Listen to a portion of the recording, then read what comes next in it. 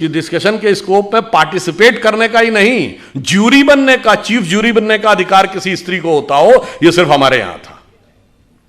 इसलिए उसके बाद हमें यह समझाया गया कि साहब नहीं नहीं नहीं, आप जो थे वो समानता के पक्षधर नहीं थे, हम समानता के पक्षधर थे। जबकि हमारे यहां तो महानता यह है कि विश्व की किसी भी सभ्यता या संस्कृति की कल्पना की पराकाष्ठा क्या होती है, वो होती है उस संस्कृति के द्वारा की गई ईश्वर की परिकल्पना। और मैं विनम्रता से पर दृढ़ता से कहता हूं, विश्व की सभी संस्कृतियों में ईश्वर सिर्फ पुरुष है। स्त्री तत्व का कोई स्थान ईश्वर में नहीं है। सिर्फ हमारे यहां अर्धनारीश्वर की परिकल्पना है भगवान शंकर में। और वो किस प्रकार का स्वरूप है, जिसको कालिदास ने अपने कुमार संभवम के प्रथम श्लोक में लिखा है, वागार्थमि संप्रक्त रघुवंश में, वागार्थमि संप्रक्तो वागार्थमि प्रतिपतये जगतः पितरो वंदे पार्वती परमेश्वरो। अर्थात भगवान शंकर में शंकर पार्वती के रूप में वह अर्धनारीश्वर स्वरूप उस प्रकार मिलकर संसार की रचना करता है जैसे वाक और अर्थ, जैसे कविता में शब्द और अर्थ। अकेले अर्थ का कोई औचित्य नहीं जब तक शब्द में व्यक्त ना हो, और शब्द का कोई मीनिंग नहीं जब तक उसका कोई अर्थ ना हो। तो आप यह समझिए कि इस प्रकार का जहां पर इवन अगर आप में से जो लोग हिंदी साहित्य पढ़े होंगे तो निराला की वो प्रसिद्ध कविता आपको याद होगी ना, तुम तुंग हिमालय श्रृंग और मैं चंचल गद सुर सरिता, तुम विमल हृदय उच्छ्वास और मैं कांत कामिनी कविता। तो आप ये सोचिए, जहां पर इतना सुंदर सामंजस्य, जहां पर कोई स्थान ही नहीं, वो आके हमको ये समझाते हैं कि साहब आप जो थे वो समानता के पक्षधर नहीं थे। अब दूसरी चीज हमें क्या समझाया जाता है, जो विष हमें अपने दिमागों से निकालना है, कि हम ज्ञान के नहीं थे, हम वैज्ञानिक नहीं थे, हम अवैज्ञानिक थे, हम इलॉजिकल थे। और जबकि फैक्ट ऑफ द मैटर है कि आप ये देखिए, जितने बड़े बड़े विज्ञान की खोज हुई, अब उदाहरण के लिए मैं सिर्फ ये बताना चाहता हूं, ये अगस्त का महीना एक और चीज के लिए भी जाना जाता है। मैं सिर्फ आपको दो उदाहरण दूंगा। एक, एटम बम का पहली बार प्रयोग 6 अगस्त को हिरोशिमा पे हुआ था। Who was considered the father of the atom bomb? Robert Oppenheimer. और जब 16 जुलाई 1945 को अमेरिका में बिकनी हिल पे पहला एटम बम का सक्सेसफुल प्रयोग हुआ था, उसको देखने के बाद रॉबर्ट ओपेनहाइमर ने पहला शब्द बोला था कि मुझे भगवत गीता का वह श्लोक याद आ रहा है जिसमें भगवान ने कहा है, यदि सृजन मैं हूं तो विनाश भी मैं ही हूं। वह वेद और गीता को पढ़ता था। कौन? Father of the atomic weapon. और आजकल फिल्म चली हुई ना रॉकेटरी, आप में से बहुतों ने देखी होगी। सबसे कठिन विषय विज्ञान का किसको माना जाता है? Rocket science.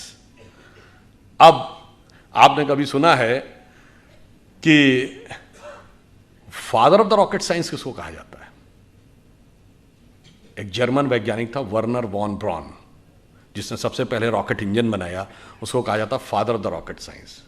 और वर्नर वॉन ब्रॉन का जो गुरु था वो एक जर्मन साइंटिस्ट था जिसका नाम था हर्मन ओबर्थ। और हर्मन ओबर्थ ने यह कहा है कि वो ज्ञान के लिए वेद और उपनिषद को पढ़ता था। यह बात जानते हैं कहां लिखी है? एक यूरोपियन साइंटिस्ट है, इरिक वॉन डाइकन, जिसने अपनी किताब चैरियट्स ऑफ गॉड में लिखी है। यानी रॉकेट साइंस, जिसको सबसे कठिन साइंस माना जाता था, उसके फादर यानी फादर ऑफ रॉकेट साइंस का गुरु कहता है कि हम ज्ञान के लिए वेदों को पढ़ते थे। और यह कहने वाला एक यूरोपियन साइंटिस्ट है, इसमें कोई इंडियन नहीं है और संघी भाजपाई तो कोई नहीं है।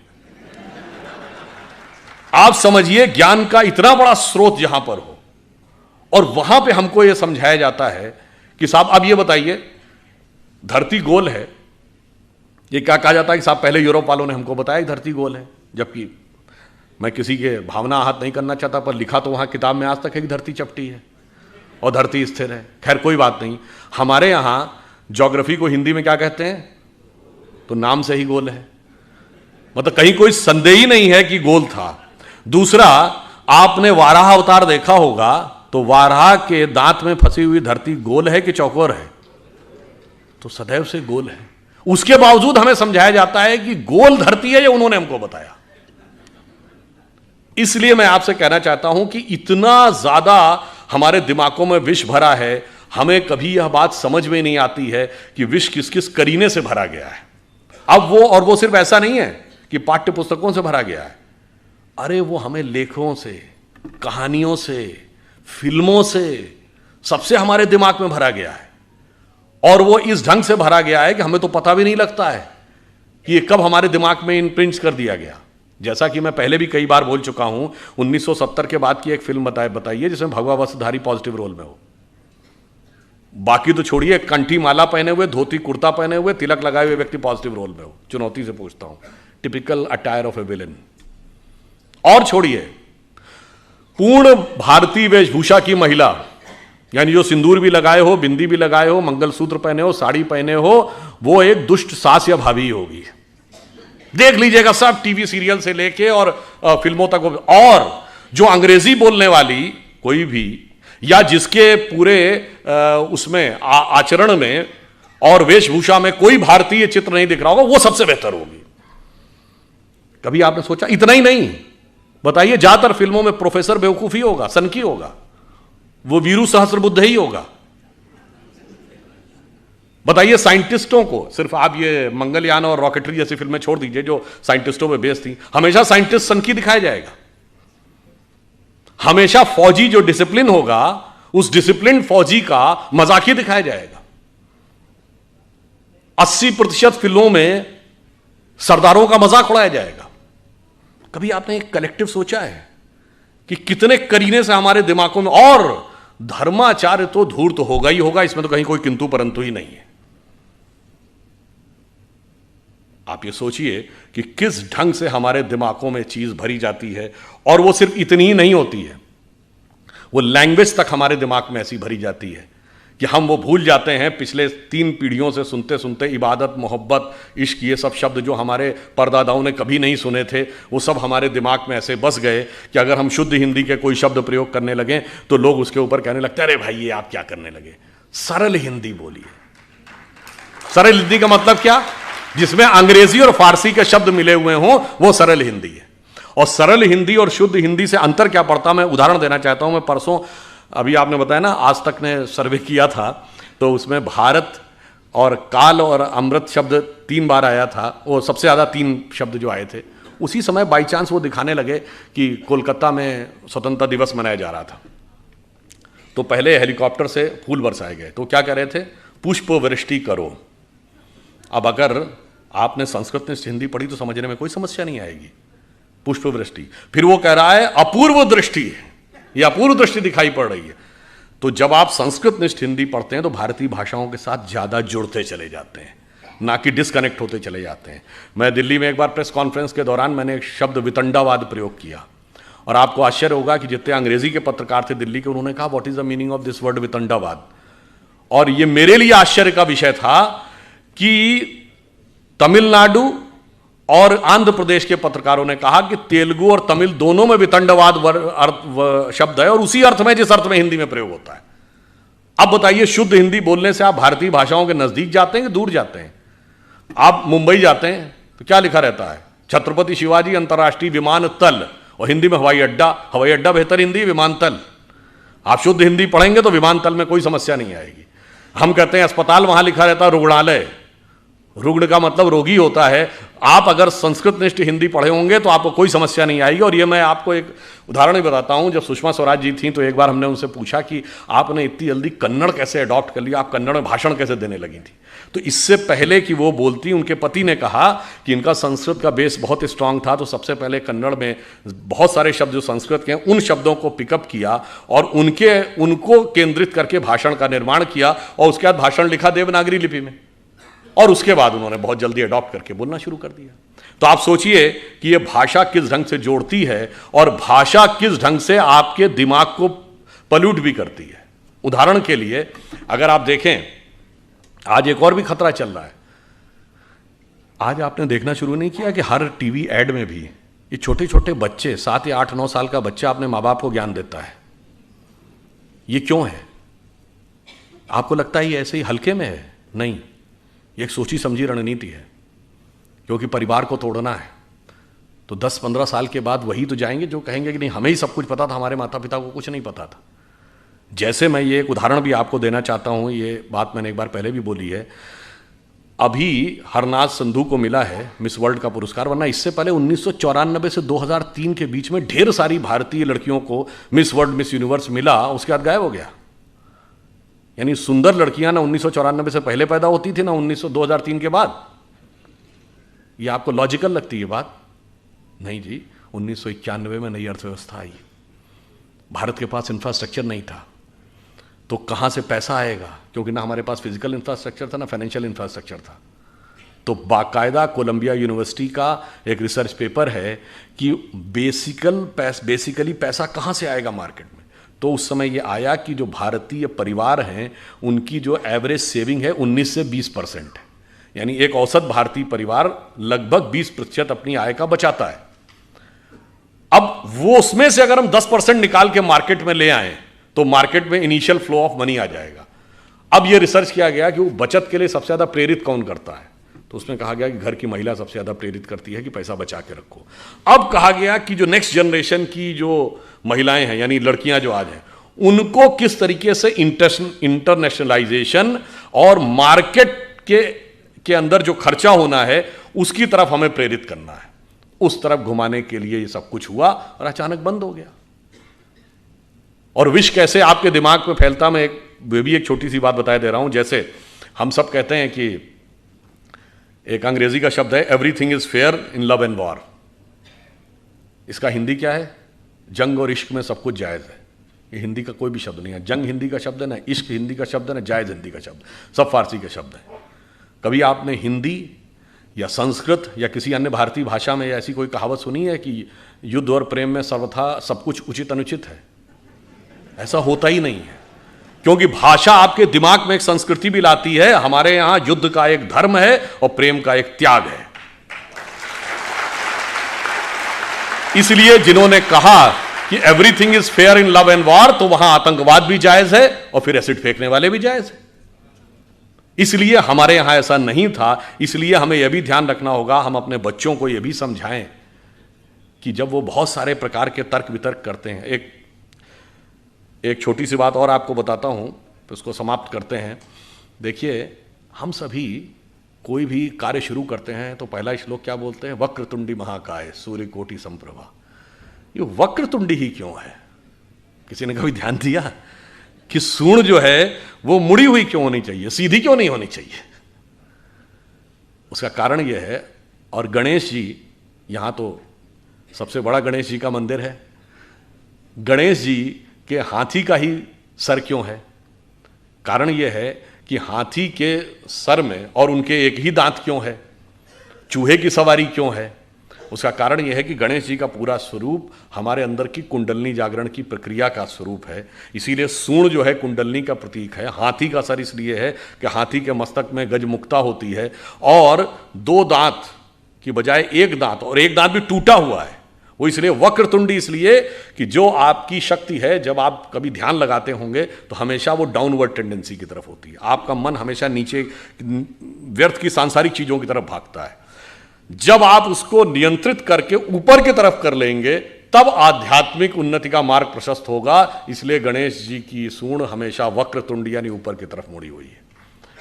और जब आप मूलाधार स्वादिष्ठान अनाहत आज्ञा चक्र पे आते हैं, चौथे चक्र के बाद की यात्रा अब द्वैत के साथ नहीं हो सकती। संसार और ईश्वर एक साथ नहीं चलते, एक के साथ संबंध तोड़ना पड़ेगा। इसलिए 1 दांत और वो टूटा हुआ है, आगे की यात्रा अद्वैत से होगी।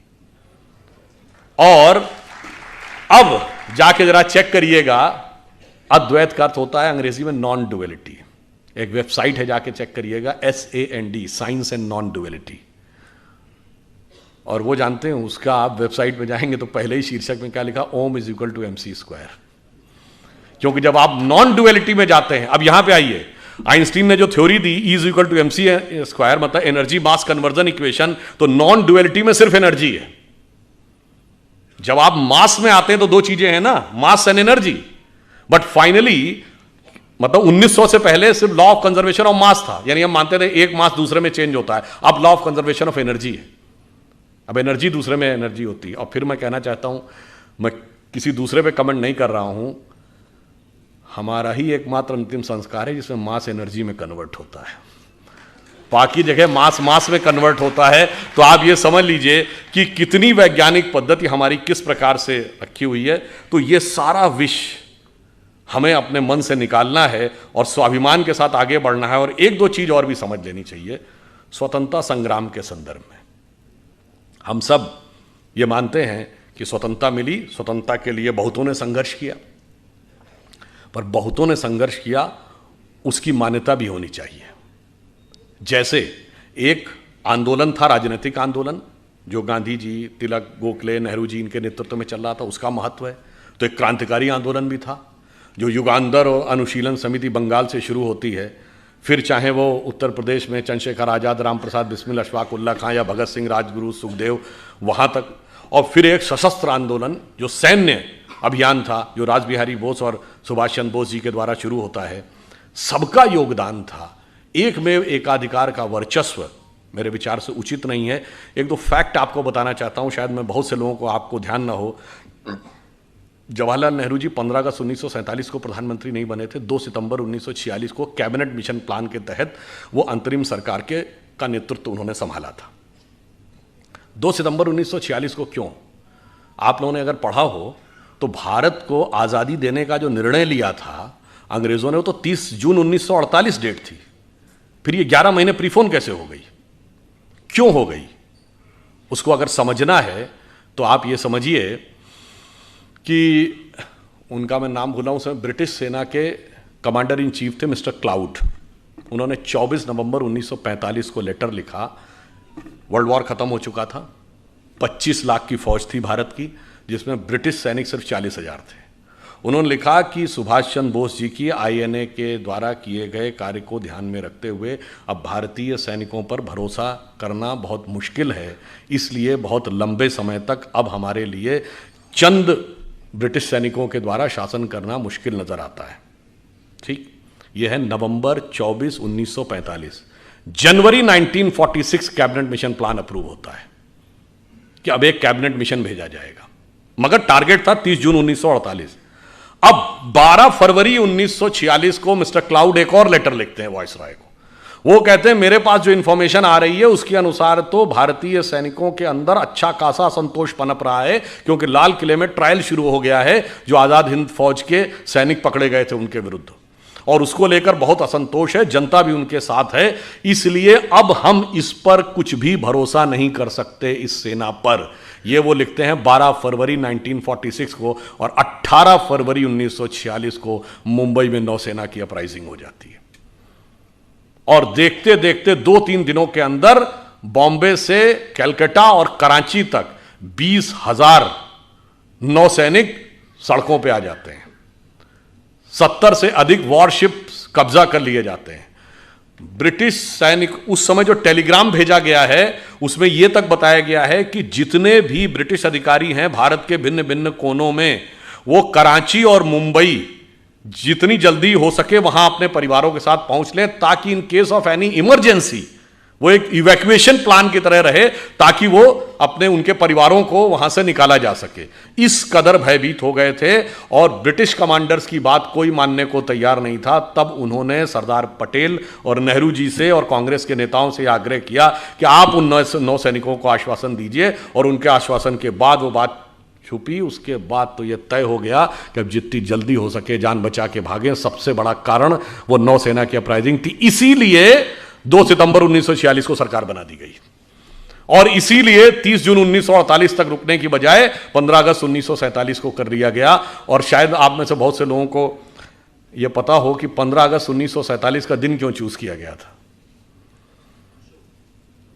वो इसलिए चूज किया गया था क्योंकि 15 अगस्त 1945 को जापान ने सरेंडर किया था, and that's where finally the second world war ended and the British supremacy was established. ये लॉर्ड माउंटबेटन ने खुद लिखा है। तो आप ये समझिए कि स्वतंत्रता के संघर्ष में बहुतों का योगदान है, मगर जिसका योगदान सर्वाधिक है उसको पीछे कर दिया जाता है। हम में से कितनों ने जनरल नॉलेज में पढ़ा कि आजाद हिंद फौज की निर्वासित सरकार थी 1943 में? जब हमारी सरकार आई तो 2018 में जब उसके 75 वर्ष पूरे हुए तो जो जो जीवित सैनिक थे उनको 26 जनवरी की गणतंत्र दिवस की परेड में बाकायदा शान के साथ उनकी परेड निकाली गई। उससे पहले तो जो इतिहास पढ़ता था उसे पता था। इसलिए हम यह कहना चाहते हैं कि स्वतंत्रता के इस संघर्ष में सभी ने योगदान दिया है, बहुतों ने योगदान दिया। आप एक दूसरा उदाहरण देखिए, सूर्यसेन के नेतृत्व में चटगांव में शस्त्रागार लूट लिया गया था। Armoury was captured. Kakori Lucknow के पास, वहां ब्रिटिश सरकार का खजाना कैप्चर कर लिया था, जिसमें अशफाक उल्लाह खां, राम प्रसाद बिस्मिल और चंद्रशेखर आजाद थे। दिल्ली में असेंबली में बम फेंक दिया गया था। कलकत्ता के पुलिस कमिश्नर को मार दिया गया था और वाइसराय हार्डिंग के ऊपर बम फेंक दिया गया था। कभी आप कल्पना करें जरा उस सरकार की कि वाइसराय पे बम, असेंबली में बम, पुलिस कमिश्नर की हत्या, खजाना लूट गया, शस्त्रागार लूट गया, सरकार तो हिल गई होगी। उनका बेचारों का कोई योगदान ही नहीं था, सारा योगदान एकमेव था। तो मेरे विचार से सारा योगदान उनका था जिन लोगों के जो काला पानी सह रहे थे, उनका योगदान नहीं था। जिन्हें कोल्हू में बैल की तरह जोत दिया गया, उनका योगदान नहीं था। जो जेल में रह रहे थे पर जलवे से रह रहे थे, जो किताब भी लिख रहे थे, सेक्रेटरी भी उनके साथ था और एक नहीं 3-3 4-4 किताबें लिखी, जिनके वाइसराय के साथ अत्यंत मधुर पारिवारिक संबंध थे, वो संघर्ष कर रहे थे। ऐसा अद्भुत इतिहास जो हमारे यहां बताया गया है, हमें इस अमृत काल में यह भी समझने की जरूरत है कि किस किस प्रकार का विष हमें दूर करना है। और उसके बाद मैं ये नहीं कह रहा हूं कि उन लोगों का कोई योगदान नहीं है, मैं बिल्कुल ईमानदारी से कहता हूं, नेहरू जी प्रधानमंत्री बने, उन्होंने कई अच्छे कार्य भी किए। IITs बनी, एम्स बना, राउरकेला बोकारो के स्टील प्लांट्स बने, भाखड़ा नंगल डैम बना, मगर कुछ ऐसे काम भी किए। चीन हमारा पड़ोसी नहीं था 47 में, तिब्बत हमारा पड़ोसी था। तिब्बत चीन का है कोई मानने को तैयार नहीं था, मगर बांडुंग कॉन्फ्रेंस में जाके आपने मनवा दिया और उसके बाद तिब्बत ही नहीं, वो तो एक्साई चीन तक आ गया। तो जो गलती है वह भी मानना होगा। आपको पता है नॉर्थ वेस्ट फ्रंटियर प्रोविंस जो आजकल खैबर पख्तूनवा है, फाटा का इलाका, वहां मुस्लिम लीग नहीं जीती थी, वहां कांग्रेस जीती थी। खान अब्दुल गफ्फार खान मिलना ही नहीं चाहते थे पाकिस्तान से, और उस समय यह स्टैंड लिया गया कि कोई लैंड रूट नहीं तो हम कैसे जुड़ जाएं। ईस्ट और वेस्ट पाकिस्तान 2000 किलोमीटर दूर होकर एक देश हो सकते थे, हम वो नॉर्थ वेस्ट फ्रंटियर प्रोविंस हमारा हिस्सा नहीं हो सकता था। और जब हमने मना कर दिया तो खान अब्दुल गफ्फार खान का यह स्टेटमेंट है कि आपने हमको भेड़ियों के हाथों में छोड़ दिया है। पता है आपको, बलूचिस्तान ये पाकिस्तान का हिस्सा नहीं था। खान ऑफ कलात कभी नहीं मिलना चाहते थे। आप में से बहुत से लोगों को नहीं पता होगा कि ओमान 47 में बॉम्बे प्रेसिडेंसी से कंट्रोल होता था। ओमान हमने कितना छोड़ा है, कितना गंवाया है, सब कुछ गंवाते चले गए। एक बात विचार करिए, हम 2022 में बैठे हैं, जरा 1918 या 19 का 105 साल पहले का भारत छोड़ देखिए। सिर्फ पाकिस्तान बांग्लादेश ही नहीं, अफगानिस्तान बर्मा भी हमारा हिस्सा था। हमने बताया ना, ओमान तक उससे कंट्रोल होता था। तब तक ना तिब्बत चीन का हिस्सा था, ना शेंगेन चीन का हिस्सा था, सोवियत संघ का गठन नहीं हुआ था। तो हम सबसे बड़े देश थे। An entire China was Buddhist, considering Hindu and Buddhism as a one family religion. We were the biggest religion on earth and we were the biggest country on earth. और आज जो हालात हुए, अगर मजबूत सरकार नहीं रही तो 2047 तक जो हालात हैं, कश्मीर वैली में क्या होगा, क्वेश्चन मार्क। नॉर्थ ईस्ट में क्या होगा, क्वेश्चन मार्क। केरल और पश्चिमी उत्तर प्रदेश के कुछ इलाके और बंगाल के, बांग्लादेश से जुड़े इलाकों में क्या होगा, क्वेश्चन मार्क। नक्सल प्रभावी इलाकों में, छत्तीसगढ़ में, झारखंड में, उड़ीसा के इंटीरियर इलाकों में क्या होगा, क्वेश्चन मार्क। यानी खतरा यह है कि मजबूत सरकार ना हो तो आजादी के 100 साल बाद हो सकता है हम अपने उस ओरिजिनल इलाके के आधे रह जाएं। इन सब चुनौतियों को समझना है और उसके अनुसार हमें यह संघर्ष करना है कि स्वतंत्रता को हमें सार्थक करना है। उसके लिए हमें इन सारे जितने भी प्रकार की चीज़ें हैं उससे चौकन्ना रहना है। और जो मैकाले का माइंडसेट 19वीं सदी का और मार्क्सवाद का माइंडसेट 20वीं सदी का, दोनों से अपने मन में जितने विष हैं उस मनोरोग से मुक्ति पानी है। और जो अभी कहा गया था कि 21वीं सदी हमारी होगी, तो मैं बताना चाहता हूं कि 1 जनवरी 1901 को जब इस देश में सूरज उगा तो पूरे देश में किसकी सरकार थी, अंग्रेज की। 1 जनवरी 1951 को पूरे देश में किसकी सरकार थी, कांग्रेस की। और 1 जनवरी सन 2001 को जब 21वीं सदी के सूरज की पहली किरण इस देश की धरती पर गिरी तो इस देश में किसकी सरकार थी? अटल जी के नेतृत्व में भाजपा की। अगले दशक में मोदी जी के नेतृत्व में स्पष्ट बहुमत की। मतलब बहुत साफ है नियति का संकेत कि 19वीं सदी अंग्रेज की थी, 20वीं सदी कांग्रेस की थी, 21वीं सदी भारतीय जनता पार्टी की। तो 21वीं सदी हमारी है, हमारी उस विचार की है। इसलिए अब हम आगे बढ़ें और मन में यह पूरा कॉन्फिडेंस रखें कि अगला वक्त हमारा ही आने वाला है। और ये सिर्फ देश के अंदर नहीं, बस एक पंक्ति कहकर बात समाप्त करता हूं। देखिए दुनिया का आप पूरा देख लीजिए। एक दौर में 2500 साल पहले हम दुनिया के पावर सेंटर थे, economic, intellectual and military power centre. जब वो खत्म हुआ, भारत का डाउनफॉल हुआ, तो सेंटर कहाँ गया? King Darius of Persia, Iran की तरफ चला गया। फिर जब ईरान का डाउनफॉल हुआ तो मेसोपोटामियन एम्पायर, बगदाद का एम्पायर। फिर उसका डाउनफॉल हुआ तो टर्किश एम्पायर। टर्किश एम्पायर के बाद रोमन एम्पायर, पहले ईस्टर्न रोमन एम्पायर जिसका इस्तांबुल कैपिटल थी जो आज टर्की की है, उसके बाद रोमन एम्पायर। रोम का डाउनफॉल हुआ तो पुर्तगाल और स्पेन का जमाना, पुर्तगाल और स्पेन के बाद ब्रिटेन और फ्रांस का जमाना, ब्रिटेन और फ्रांस के बाद अमेरिका का जमाना। अमेरिका में सबसे prosperous west coast, San Francisco, Los Angeles belt. उसके बाद अब पिछले 100 साल में आ जाइए जापान का जमाना। जापान के बाद आ जाइए पिछले 50 साल में tigers of the Asia Pacific, Hong Kong, Taiwan, Singapore, Macau. अब चीन का जलजला चल रहा है। तो अगला मुकाम क्या है? इसमें कोई संदेह मत रखिएगा कि अगला मुकाम हमारा आने वाला है। और हम यदि दुनिया में आगे बढ़ेंगे तो we are not there to dominate the world, we are there to motivate the world. चीन दुनिया को दबाने के लिए आगे आ रहा है, हम दुनिया को प्रेरित करने के लिए आगे आ रहे हैं। और इसीलिए हम वर्ल्ड की सुपर पावर नहीं बनना चाहते, हम जगत गुरु बनना चाहते हैं। क्योंकि पावरफुल व्यक्ति के बगल में खड़े होकर अक्सर आप संकोच, ठिठका, कहीं कहीं दबा हुआ महसूस कर सकते हैं, परंतु गुरु के बगल में खड़े होकर आप आनंदित, आह्लादित और उन्नत महसूस करते हैं। और जिसकी झलक योग दिवस के रूप में दिखाई पड़ने लगी है कि हम राष्ट्र से लेकर व्यक्ति तक को मोटिवेट करने की क्षमता रखते हैं। और फाइनली एक बात और कह दूं, ये प्रेरणा हमें कहां से मिलती है? आज आप देखिए, चाइना ताइवान के ऊपर डोमिनेट करना चाह रहा है, तो रशिया यूक्रेन के ऊपर डोमिनेट करना चाह रहा है। तो पूरी दुनिया की जियो पॉलिटिक्स इस पर चल रही है, एनेक्सेशन, सब्जुगेशन एंड डोमिनेशन। यानी या तो कंट्री को मिला लो, पिछले 100 सालों में हुआ ना, या फिर सब्जुगेट कर लो, उसको किसी ट्रीटी का हिस्सा बना लो, यानी इनडायरेक्टली अपना शासन कर लो, या डोमिनेट कर लो, एक कॉन्ट्रैक्ट कर लो ताकि वो सरकार वहीं रहे मगर वो आपका कंट्रोल रहे। परंतु हम इन तीनों में से किसी में विश्वास नहीं करते। क्यों? जब भगवान राम ने लंका पर विजय प्राप्त की तो क्या उसका एनेक्सेशन किया? नहीं। वहां कोई अपना डिप्टी या वाइसराय अपॉइंट किया यानी सब्जुगेशन किया? नहीं। वहां से कोई कॉन्ट्रैक्ट साइन कराया यानी डोमिनेशन किया? नहीं। मूल्यों को स्थापित किया और सह अस्तित्व का विचार दिया। इसीलिए we are the only country in the world we never went for invasion, and if somebody consider Hinduism as a religion, we never went for conversion, because we are having no concept of conversion. और पूरी दुनिया में आग लगी हुई है इसी वजह से। इसलिए अगर 21वीं सदी में विश्व का उदय होना है तो वो सिर्फ हम ही दे सकते हैं, और हमारे अंदर ही वो क्षमता है। अटल जी की कविता की यह पंक्ति, उस विचार जिसे सांप्रदायिक कह के बहुत लांछित किया जाता है, वो सिर्फ हमारी उन्नति के लिए अमृतकाल जरूरी नहीं है। जब 2047 में हम उस पीक के ऊपर बैठे होंगे, उस समय हम दुनिया को क्या दे रहे होंगे। उनकी प्रख्यात कविता जो पुराने लोगों को याद होगी, हिंदू तन मन हिंदू जीवन, रग रग हिंदू मेरा परिचय।